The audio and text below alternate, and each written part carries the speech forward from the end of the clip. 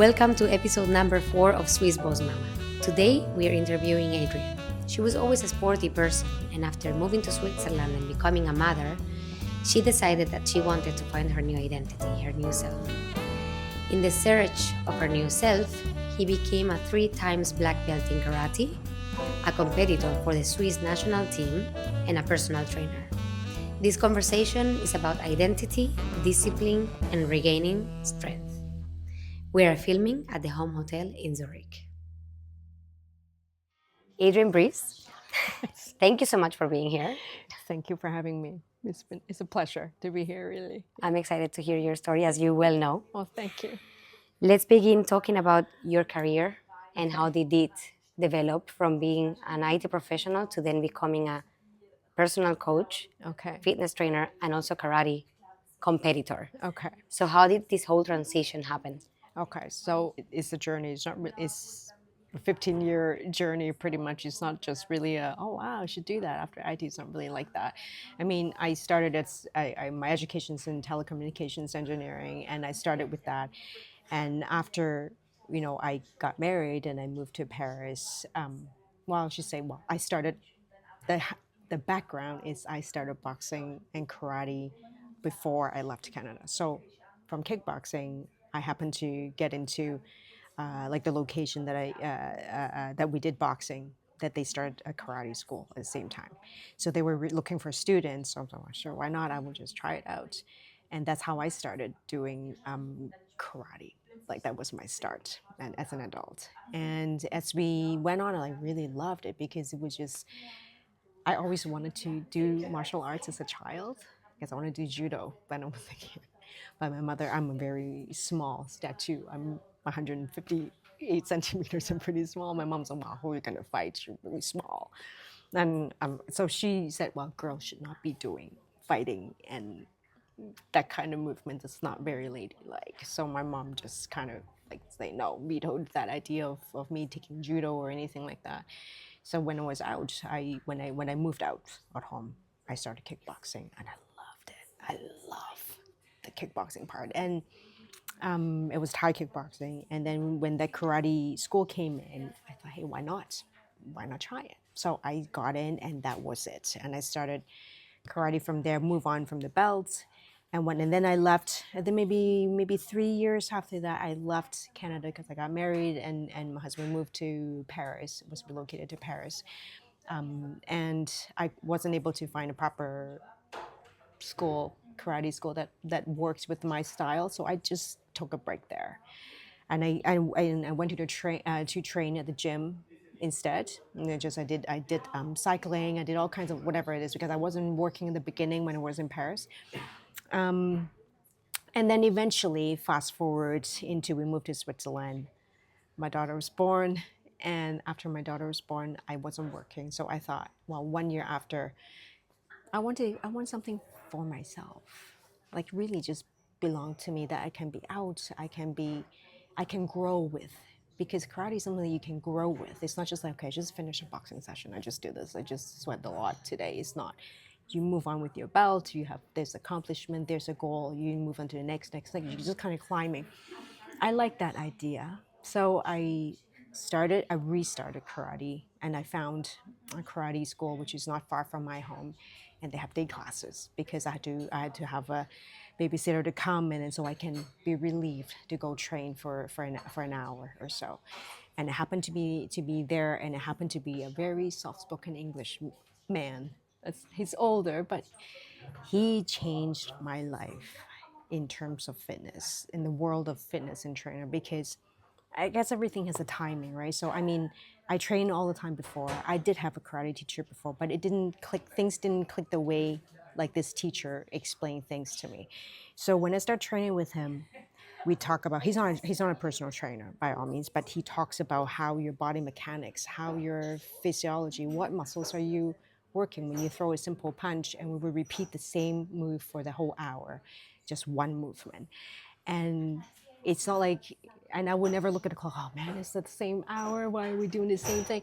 You just kind of keep, I was very motivated by him to just like understanding how is my body working to get that to the maximum power, to the fastest speed. and without hurting myself, without injuring myself. And around this time, that's when I was also start to think about, okay, what do I do? You know, I don't want to go. I cannot go back to corporate because I have a young daughter who's when my husband's traveling so much, and I need to find something that I could actually, you know, I love doing with flexibility and being available for her and when my husband's not around. So I joined the seminar, and I was still thinking that, you know, fashion would be what I wanted to do. Like maybe start a brand, because my husband always said, hey, you know, you're a very particular size, very small size and narrow and like, you know, and slim. Like there are plenty of petite ladies, you know, like yourself too, right? Like you have a hard time finding your own clothes. You know, you can't just go to kids section and buy stuff. It doesn't work. You know, there's so different. I have done it. Yeah, I know, right? But then you always find something that doesn't quite fit. No, in it's there. not the same cut. It's not the same cut. So and so my husband was like, well, you know, this is something that you can understand and you can start. So for 10 years, I tried to explore. When we were in Paris, I took fashion marketing. I worked in the fashion world to fashion shows. You know, I was hired to do fashion marketing because I'm Asian. Like in Paris, there's so many Asian clients that will come here to look for that kind of experience. So I fit in at that time, which is very lucky. So they hired me to that. I'm like, oh wow, this is fate, right? This got to be it. And that's what I thought for 10 years, but so uncertain because I cannot travel to factories to find the cheapest way to manufacture, you know, a bunch of stuff. It's too logistically, it doesn't work for me with my lifestyle. So logistically didn't quite work. So I thought, wow, it's got to be something. So I signed up for some business seminar, just random, you know. So hey, you know what? I just want to see what they can help me with my brand. So I went in there, hopefully carrying my brand. Hopefully they can help me, and hopefully they can give me some ideas, some inspiring things to think about. And turns out they asked the question, well, what would you do if you have to make money tomorrow without selling yourself? You would make money tomorrow. What would you do? You put down on this blank sheet of paper, and I was like, wow, tomorrow. I don't know. Like I cannot make a piece of clothing tomorrow to sell. You know, I cannot make 10 of them to sell, even not even one to sell. I can't even sew myself. I can sew. So and I'm like, okay, all right, fine. I guess I can teach people how to train. You know, that's probably the one thing that I can do without equipment, without anything at hand, without a location, without anything. So I said that maybe that's it. So, and they draw a lot of attention with that answer because I raised my hand and say, hey, does it have to be something that I need to be qualified for, like a certification or education? And he just said, hey, everybody look over here. Everybody look over here. Stop what you're doing. There's like 1,000 people there.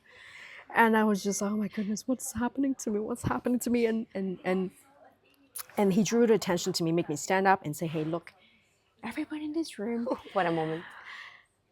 would anybody train with her? Like this, if this is a personal trainer, would you train with her? If you would train with her, just raise your hand.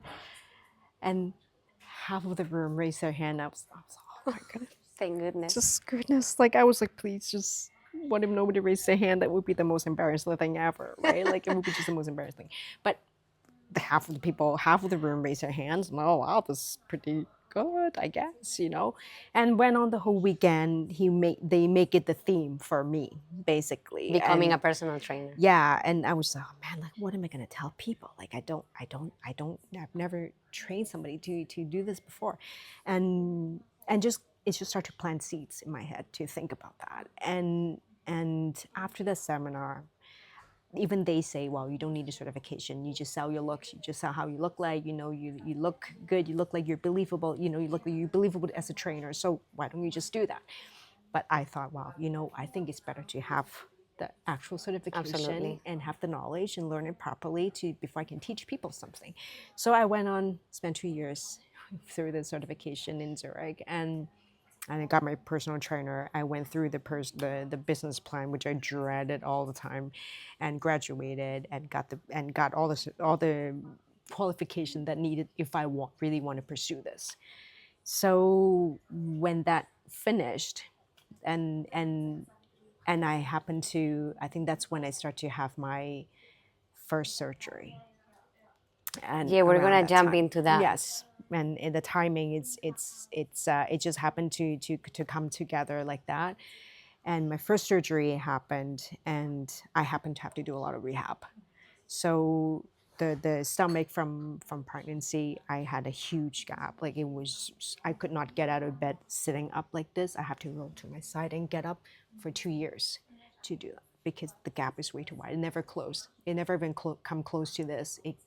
The whole hand can fit into my Wow, that's stomach. really huge. So there was no strength and whatsoever.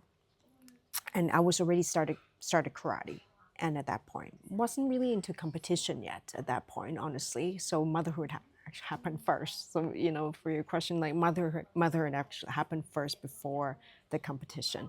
So Ah, because wow, of that, I didn't know that. yeah, so when that happened, and I was training pretty hard before that, but then this always bothered me because I could not have core strength. It's no anchor in my stomach. It's also dangerous to have It's such a very big gap. dangerous. Yeah, because if I were to be punched, because what happens in karate, we do fight, right? So, or if I hold a pad and I have a big exhale, just a strong squeeze, I could have a hernia very easily because it's just an open window right here.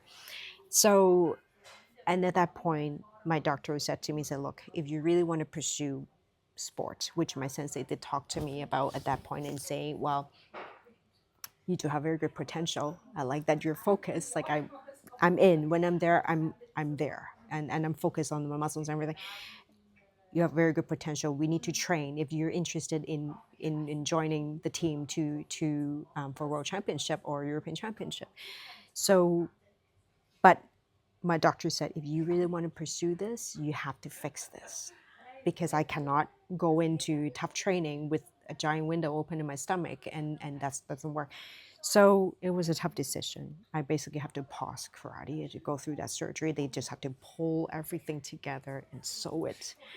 How long did it take to recover from 9 months. Wow. It was 9 months because I had to wear a brace to keep that close so it won't rip open the stitches inside me.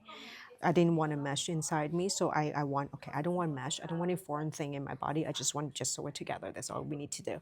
So 9 months, I had to wear a brace. I wasn't allowed to drive for 2 months. It's amazing. I use it as an example with my clients right now because actually when you're driving, you use a lot of ab strength. Like So because get in when the you, car. yeah, so to get in the car, exactly. So you're driving, you're holding your body straight. So otherwise, you're always just kind of moving your body when you gas or when you brake. So I'm like, oh, wow, what does it to do with driving? But fine, I listened to that, right? So 2 months after the surgery, I was allowed to get back in the car. I have to because the husband started to travel. I have to drive my daughter around. I just have to do that. And when I start driving, I could not.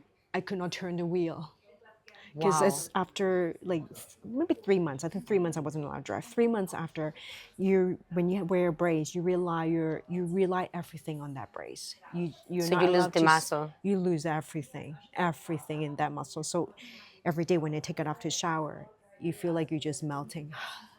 Just kind of your body, like the brace is gone, the support is gone. You're just gonna come out melting. It felt like that, but I don't look like that. But you feel like you just kind of melt into the ground, it's crazy feeling. I never thought it would feel like that.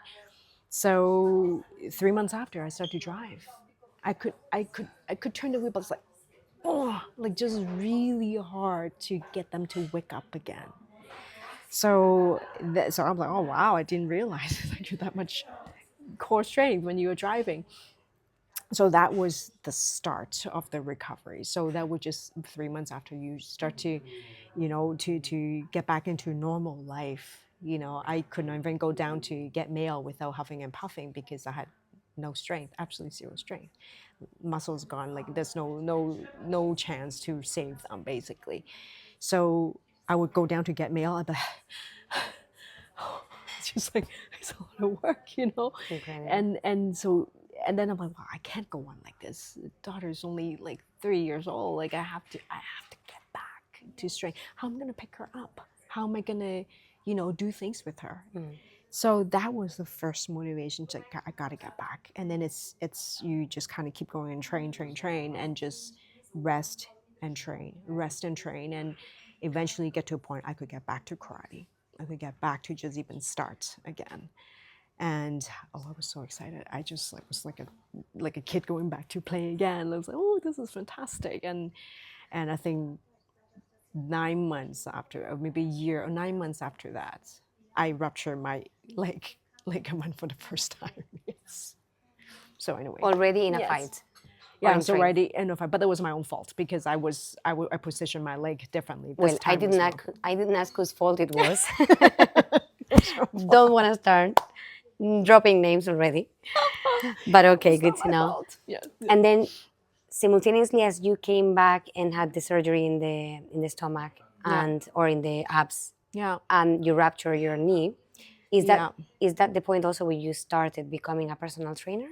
That was the personal trainer. The study was finished already at that point, but I didn't plan to be one at that point yet because I was worried. I was still talking about the recovery of the surgery, still no idea how I'm going to find clients to start. But when this is about to recover, a year after that, I went. Sorry, I started. This is start to recover. I went back to karate, and a year later, I ruptured my ligament. So during that time, I did a lot of rehab, as in we're trying to do it without surgery. So that kind of work because I did have muscles were coming back, but in the end, it was too risky. So in the end, because you can feel the knee is not stable. So when I decided to go back, I was like, you know what? Let's just go back and fix it and fix the knee. I think what happened is that we did another training and there was a shift in the knee. You could feel that it's painful. I would be on the ground and just trying to breathe, and it was very painful. So that's when I realized, you know what, I have to fix my knee because I cannot live like this, for forever, just kind of minding the knee going downhill. I'm scared, because the knee might shift, and every time it shifts, it's extremely painful. It is so painful. So I gotta fix this. So that's why my sensei also said, you know what, go fix it and you can come back stronger. That's what, and at least you don't have to worry about that, because you cannot be falling like this. I was falling at training, and that's not normal, for a normal young person. So second surgery happened after that. And that was my first leg surgery. Recovery was, I was on crutches for 6 weeks. It was from 6 to 8 weeks, and just have to not putting weight on there, heavy physiotherapy, and it was just kind of kept going. That was my first leg surgery, and I did things very differently on my second one. But anyway, that was my first leg surgery. I lost everything again. So everything that I trained after the first surgery, after the first stomach surgery, everything is gone again because I had to stop because I have to, get my leg recovered and just to be able to stand and run again even. So that was the first leg surgery. And funny enough, that first surgery, I started going to the gym because I need to do my own rehab. Not only always rely on physiosurgery, because physiotherapy is only lasts so long. So I started training myself at the gym, and I start to have people coming to me and just ask. They saw how I train, whether it's on bike or like during my own strength training. It's like, can I train with you? Like, are you a trainer? Wow. I'm like, not yet. But you will. Not yet, but sure, you want to train with me? Sure, no problem. Like, yeah, okay, and that's how we started. And then how we started. And then when the rehab happens, I start to, every day, like really one day at a time, just one day at a time, you get stronger, stronger, stronger. And like, what? I want to feel as strong as I felt before. Like, I know it's hard to think about how do you start from zero, right? And that's what I tell the moms all the time. You're not really starting from zero. If you think I can tell them, you're where you are right now is 100% stronger than when I was after I had my stomach surgery. 100%. I couldn't even get out of bed coming like straight up. I have to roll to the side and get up. I could not blow a balloon at my daughter's birthday party. It's just there's no grip here, like nothing to hold on to get the air out. It is very weird feeling, like until you lose it, then you're like, oh wow, blowing a balloon is not something you can take for granted. Actually, it's not. I couldn't blow a balloon for my daughter's birthdays. Not a big deal, but it's an indication something is not very well, and And it's you start from negative, really. Like you're just trying to get back to the baseline of how people think that they are unfit. They start from zero. I just was just trying to get back to that point, Yeah. so I can really just start. Yeah. So So yeah, everybody can do it everybody can do it. if we think about it. Absolutely. When did you start representing Switzerland in competition? I think it was 2 years, 2 years after my leg surgery. So we train, recover, and my sensei came to me again and asked me, "Hey, do you want to try? Because you think you're coming back, you're getting strong. I mean, I think we actually have a chance to win. You should give it a try. You feel good about this." So I said, "Sure, why not?" And my daughter was 5 years old at that point, and it was, and so I went. It was in Sweden, and it was a lot of training because the stress was actually on a daily, weekly training. It literally is one day at a time, 1 week at a time. And my husband said, "Okay, this is my schedule for the week." And he was very supportive of all that. And he said, "Well, get a babysitter, but you're gonna have to arrange all that on your own. You're gonna have to interview a babysitter, you have to find a babysitter, get no, no, no. Logistic." It was just stressed to the maximum before I even get to my own training. But what really makes me like think that is worth it is that you walk into the training dojo, we call it dojo, and this is mine, this is all mine, this is my training, this is something that belongs to me. How powerful. Yeah, and it felt like, what, my daughter doesn't know this yet, but this is something that belongs to me. Like however hard I train, whatever I accomplish, or whatever that is, make it to world championship, that's mine, right? Like it's something that she can see what I went through, and you can still do this. And I think that it's not just like a selfish thing to think about, okay, I want something for myself, but rather, I would say it's necessary, but it's yeah, difficult for us to understand that. yeah, exactly. Because if you're a mother, you want your child to be strong, but how do you teach that? Because they live in a very, very sufficient, I don't want to say luxury because it's not luxury, but as in a very fortunate And place comfortable where they're settings. very comfortable and they don't know hardship and they don't understand what do you mean by working hard. Like when doesn't mean sitting here studying is hard work. What does that really mean?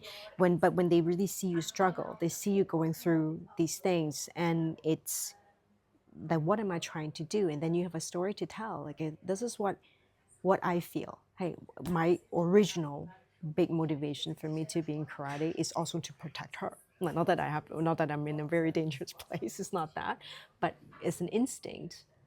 When I'm always alone, at home, I want to be able to do something when I need to. That you feel you're strong enough to protect. Like that's a feeling that feels very, very good. And I want her to know that as a girl, I'm a girl mom, so I think for girls, you need to see that to feel strong, like to empower her to be her own strong girl, like to be a strong woman as she's older. And it's okay to be a little hard. I don't know if she see all that. She's 13 right now, but we'll see. One day she We'll definitely see. will. But Adrienne, you speak about actually getting competitive and accessing Team Switzerland and going to the Yeah. World Championship. As I tell my friends that I'm gonna go record an interview.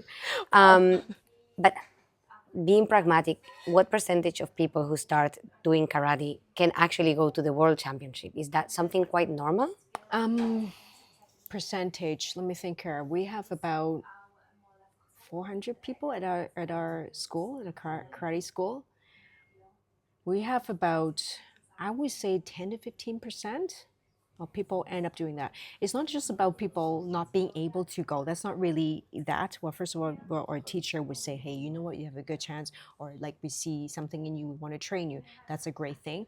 And also to be put in that time, to put in that the investment to show up 4 times a week at training, to be there however long the training takes, you're going to do it. And on top of that, you're going to do some strength training for your base fitness, and that's not everybody can really do. And moms are tired. Like, it's not many moms are doing that because it's very tired, and you really have to leave your kids at home and leave it to a husband and leave it to babysitter to do this. It's not easy to do, and on top of that, we're all tired most Yeah, of the time. yeah, indeed. Yeah. And I want to know, in this regard, many people who will be listening here, they have children as well, right? And Yeah. they maybe they have signed them up for a sport, or they want them to learn a discipline. What's the investment that a parent should do in time, mostly, for the child to accomplish such a thing? And it's not necessarily, you also used to compete in swimming. Yeah. How much is realistic in investment that a parent would have to do in order for their child to get to competitive levels? I honestly think that paying attention is it's the biggest thing on top of course, financial means. You to sign them up for classes, your time you drive them around. That's another thing. To be able to recognize that, you really have to pay a lot of attention to watch. Like, for example, you go to playground, you take your kids to playground. Most of the moms, most, I shouldn't say that, like, but a lot of people, they would just be looking at their phones. They would be just be, or just kind of chase them around, let them do whatever they, of course, let them do whatever they want, but you have to also pay attention to what they're capable of doing. I've seen kids that are able to jump from slide from up to down on a last minute when someone comes up. Oh, what do I do? And they can do this. My daughter cannot do that. It's not, but she does something else. It's so you have to realize, oh my, this kid has something else. Maybe he's very good at dancing or gymnastic or whatever. And the reflex is very different. Every kid's response, their how their brain works when they see another kid come charging at you. What do you do? Do you stand there and wait for them to bump you, or do you move away? Do what is your body language? I think paying attention, really watching them and see and recognize their movement, it's the first thing they need to do. And not just, hey, because it's cool to do karate because everybody's doing piano or everybody's doing something else, like because their best friend's sounding. Of course, the companionship is important, because that's their motivation. If the friend is doing it, they want to do it too, But at the same time, I think let them try the things is important, and yeah, and paying attention. I think it's something that's I'm really happy that you bring that yeah, into scope, because, as you say, people are losing a little bit the yeah, attention on them. I find I go often to the playground with my kids, yeah, and it's really heartbreaking to see how many people are just in a different world yeah, while the kids are doing their thing. So yeah. thank you for that, bringing up that point. Is your daughter in karate? She is in karate. Ah, okay. I have her in for a different reason. Not really because I think she's talented in karate. Now she's always been a very quiet girl, like quiet. If she can sit at home and read all day, she'd be very happy to do that. Like, very just in her imaginative world, which is fine, which is great with that. For her, I want to bring her to the other extreme, as in if something were to happen, she'll be okay and not be shaken. Because what I do realize in karate, as a trainer, as a competitor, as a person who can combat, right? Being comfortable with people coming into your personal space, most people are not comfortable with that. So if someone would come really right up to this close to me, most people would be right away just be frozen and be pull back. Sorry. And just pull back right away. And most people are not ready for that kind of confrontation. Not that it happens all the time, but there are kids who are really out there. You push me, okay, I'll push you back, or I tell you to stop. She's not naturally that out there to speak up for herself. So I wanted to be able to at least not be scared when someone comes this close, whether it's a kid to steal your bucket or whatever. I don't want it to be scared, to be comfortable with the space that someone's coming this close. I can step back, I can block, whether you don't have to attack, but at least you be able to step away and be calm and feel it's not that scary. I'm not shaken, I'm not shocked by that. What is a good age to start in children? When children, we start in our school, we start at age 4, but officially white belt starts at 6 years old, because when you're 4 and 5, they just do a warm up. they call it, like it's a beginner class. They don't start any belt yet because they cannot tell left and right at that point accurately 100% of the time. They tell them to turn, they just kind of not sure where to turn. So they need to have that developed first before they start white belts, and that would be 6 years old. Yes. That's really cute. Now that you mentioned the belt, you told me Yes. recently when we spoke on the phone that you had been training for the third black belt. Yes. So, how many belts can somebody get? There are 9 levels of black belts. So I got my third black belt after my second leg injury, which is 3 years ago now. Well, January will be 3 years ago when I trained the World Championship. So I got my injury, and I insist to take that exam because I want to do it, and I got the third done, the third black belt. There are 9 levels. So starting to 5 and 6 black belts, you pretty much live and breathe karate all the time. You're teaching, you're there all the time. You're raising a generation that are also going to be in karate. So you're pretty much teacher from 5th and up black belt. So yeah, I'm in third, and it's right now, and I just kind of keep going and just see what's going to happen, because every belt they add an extra year to train. So for me, from third to fourth, it's going to be 4 years. It will be 4 years. It will be 4 years, yeah, for that. Assuming I train every day. Wow, how much discipline is that? And Yes. yeah, incredible. As a working mom, how have you managed to continue growing your career as a trainer and karate competitor Right. while being a mother? While being a mother, so for me, it's you still have to manage the household thing. It's something that you just have to live with, and I continue to have to, get everything ready before I can step out the door to go to training. And in terms of business growth, every time I have a client, and because everybody's case is so different. It's not everybody that, okay, you're 35 years old and you have 2 kids and you have some, diastatus recti, and yeah, it's not everybody like that. Everybody has different issues. Everybody has different conditions, Hashimoto, autoimmune diseases, and that would block them from getting to their goals. And some are iron issues, and they naturally have certain problems absorbing iron or whatsoever. They bring their energy down. Postpartum depression, anxiety, like all these come into play, and it makes me want to help them. And it's like, because I want them, I always tell my clients, it's like, I want this to work as much as you want this to work for yourself. Because I know how it feels when you are physically feeling strong and you just give back to your family. It's not about being selfish, like, okay, I want this for myself, I want to be a champion. Like, it's not really that, because the stronger you are, you're stronger for your kids.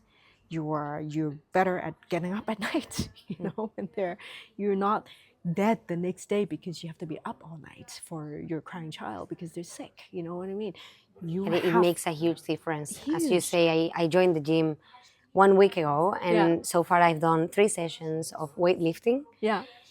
and I just feel so empowered. When I'm doing Nice. it, I can eat the world.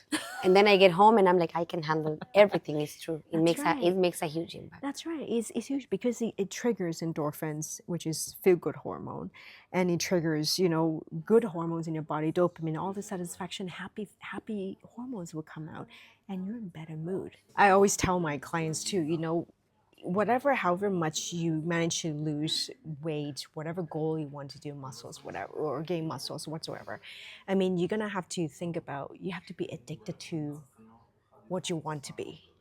You have to be addicted to it. Like, you have to, because addiction is such a strong word, but it really is. You have to, like, I want to feel how I felt before, instead of having a puffing going down the stairs, and it's like, I don't like that feeling. It's because it makes me feel weak, and it's, I'm addicted to how I felt when I was the strongest, and when I built up muscles. Not just about how it looks, it's really about how you feel when you can run to something really fast when you have to.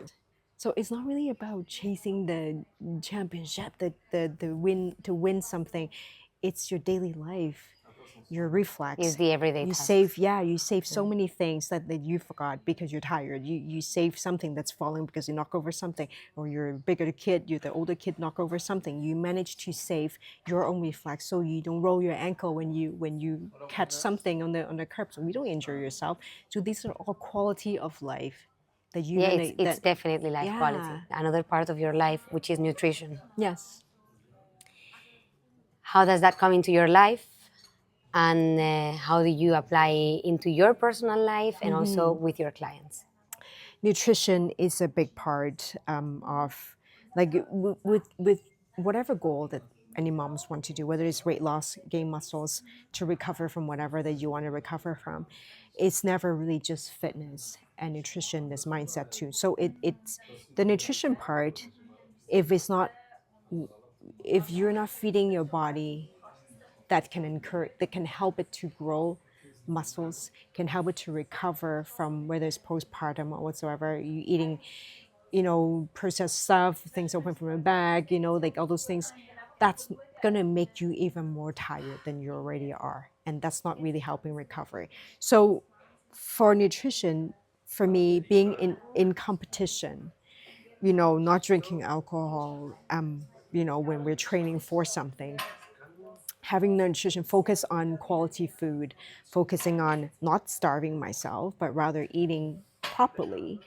And that would give me more energy, give back. So there, during the having clients working with women, there's so many women who just literally starve themselves. They either overeating or they're under eating. There's never something in the middle. It's either they cut everything, they eat nuts all day long, and Guilty.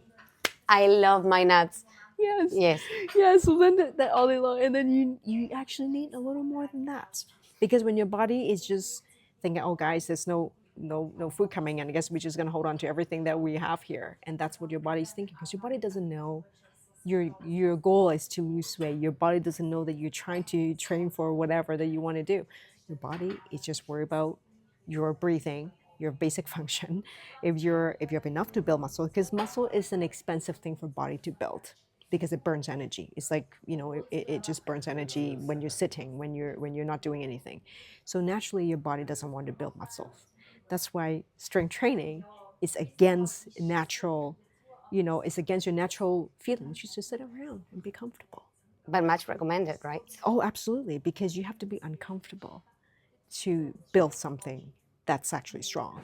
And it's funny because the principle of whole body physiology, how you build muscle, is like a life lesson. How are you going to be strong when you're always comfortable and just all the time everything just handed to you and just comfortable? You don't learn, right? You just, back to the when we started, how do we train kids to be tough today? So for a woman thinking about, okay, I want to really get back into my body, get strong, but I have no background in any training, what would you recommend as a sport?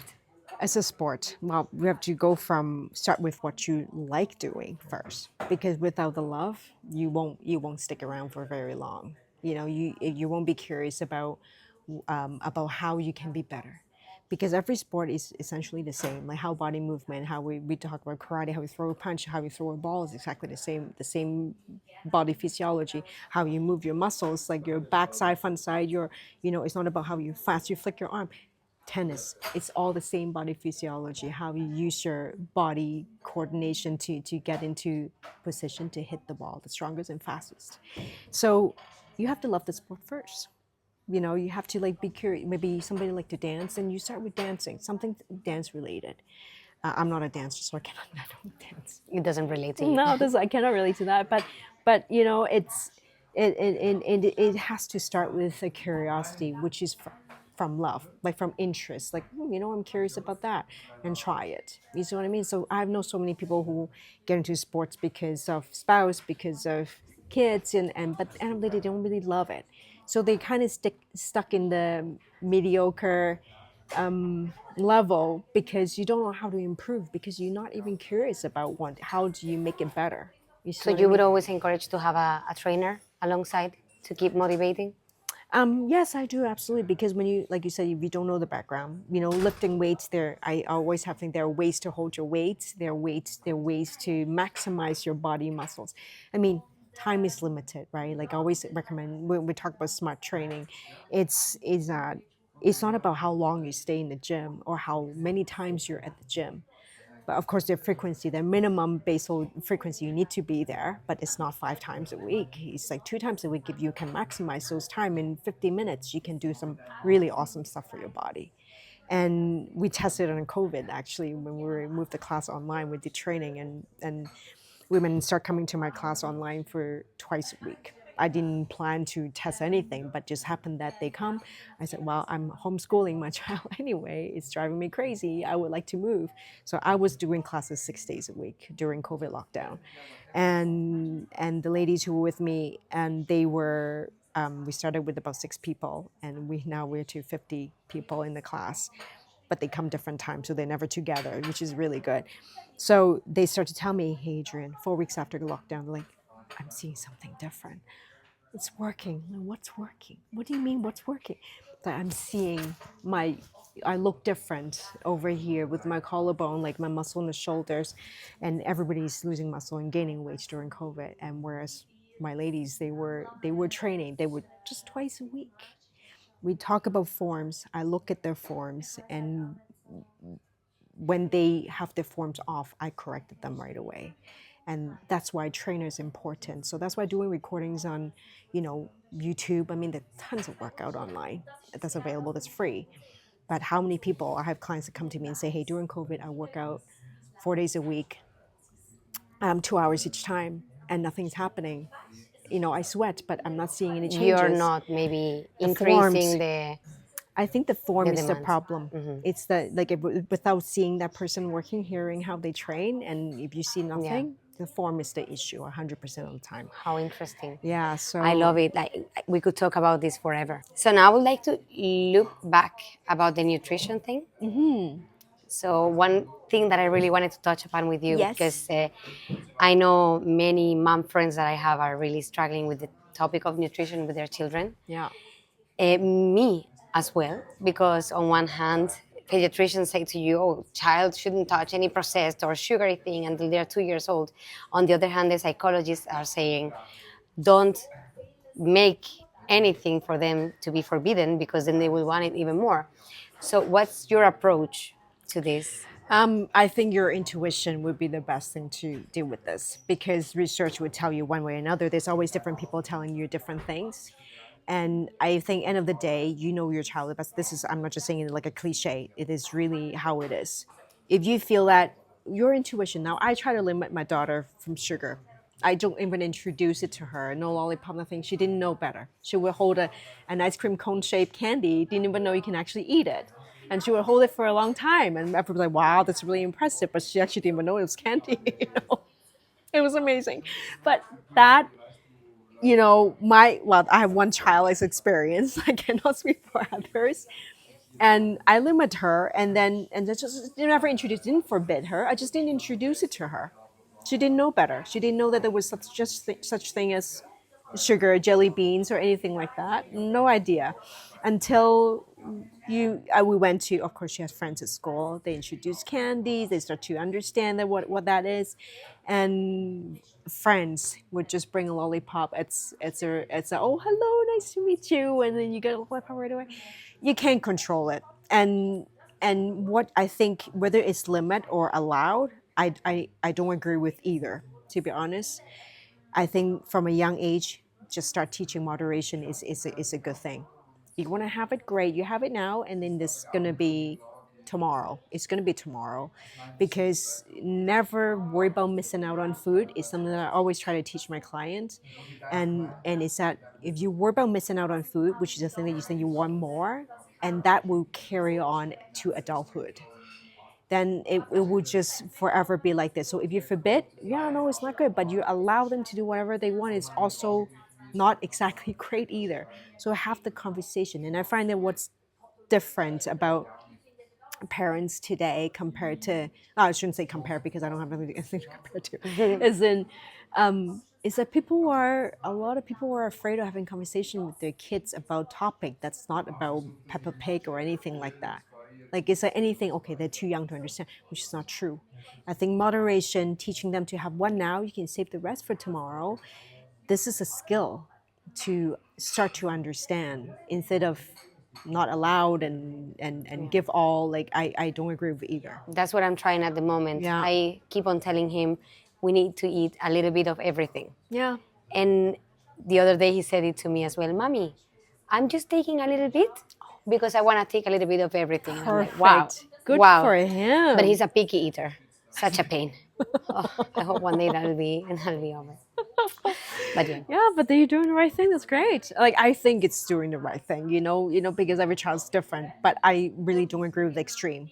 This is the same thing for moms who are extreme diets, right? They get on the scale, and first of all, I suggest you stay away from the scale. Just stop weighing yourself. I don't own a scale at home. I don't, because I don't want to know if I'm 500 grams heavier. I don't want to know if I'm 1 kilo heavier. I don't want to know. You want to see how Because- you feel. yeah, because you need to know how to feel yourself, how to feel, to understand your body. What does your tummy feel like? What does your stomach feel like? What is your bowel like? Instead of relying on the scale, because if you're 500 gram heavier, even if it's just water weight, it will trigger some negative feelings. You're like, wow, what did I just do? Like, why am I suddenly a little heavier than yesterday? And that will make you restrict naturally. It's natural human response, and you would do something extreme that's actually doing more harm to your, whether it is growing plan or weight loss plan.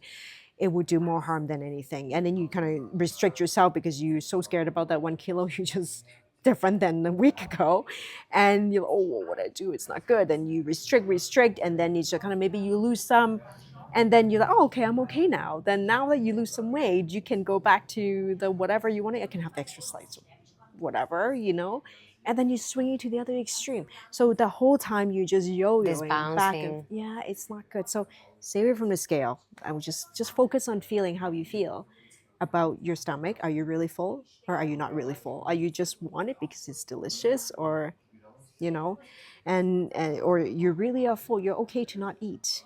It takes 20 minutes for your body for your stomach to register, for your brain to register you're full. So if you're eating till you're full, it's too late. You're already overeating. You're overfull. You're already overeating. So the Wow. extra calories each meal, you eat till you're full. You overeat 3 times a day for how many years? And that's how weight start to gain after 10 years or 5 years.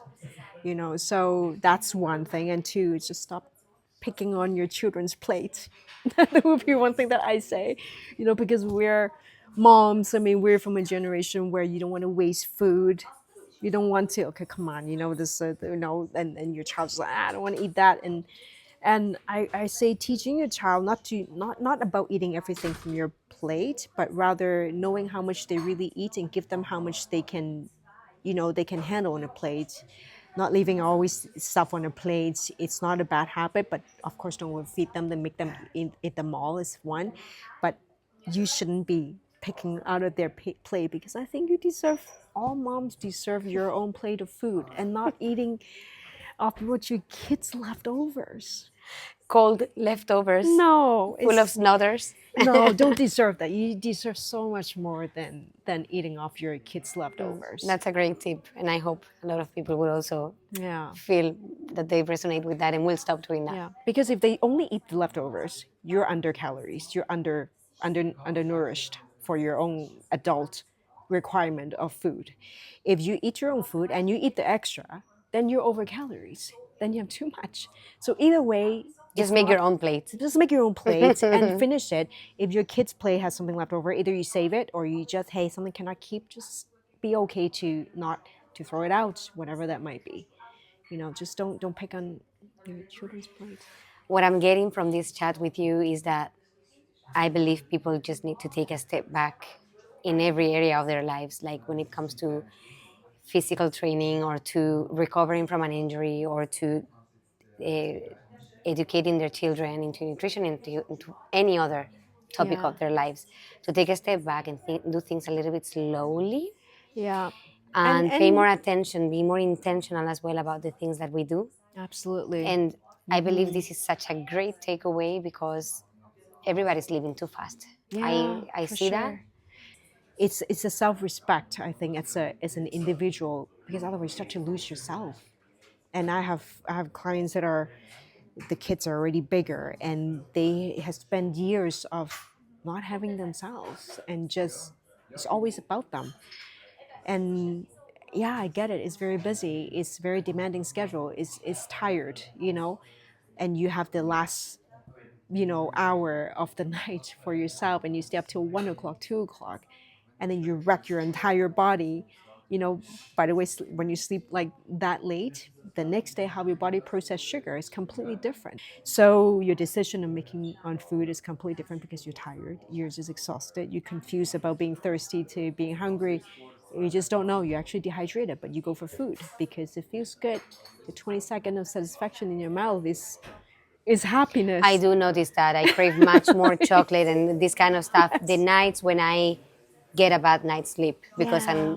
I have to be awake for the baby or whatever. I Yeah. do really notice the difference. Yeah. Whilst the nights that is like really focused sleeping, Yeah. my ring tells me I'm wearing one Oh, of you these were there. rings, Oh, yes. I see and that. Yeah. those days I just feel completely refreshed and definitely wanting to take better care of myself. Yeah, you do. But Yeah. I will take that away with me. Yes. We should pay attention to ourselves and just make sure that we're healthy and strong to Absolutely. take care of our next Yeah. generation, our Absolutely. beloved children. Yes. So, Adrienne, thank you so much. You're We so made it to the end of the welcome. I interview with so know. many interruptions, so many things happening. That's life. But I have really much enjoyed talking to you, and this topic especially, and hearing your story to me is very, very incredible. Well, It's a thank you. story of just restarting and getting back stronger, and it's Thank you. incredible. So please stay like that Thank forever. you. Thank you. Don't take Thank it for you. granted. Thank you. Absolutely not. Absolutely not. Like I say it in my class every day. It's a blessing to be able to move the way you do right now, and it's not starting from zero, because until you lose something, until you lose a leg, like I couldn't move, until you lose this, you do realize that's zero. Like, just because you have not been training, just because you have been tending to kids for however many years, that's not zero. It's not at all. Far from Everybody can that. do it. Everybody can do it. Anybody can do it. Yeah. Thank you so much. You're I welcome. take that. Thank you for having I me. want to go to the gym right now. Oh, thank you so much, Yes, Adrienne. you're welcome. Thank you for having me, really.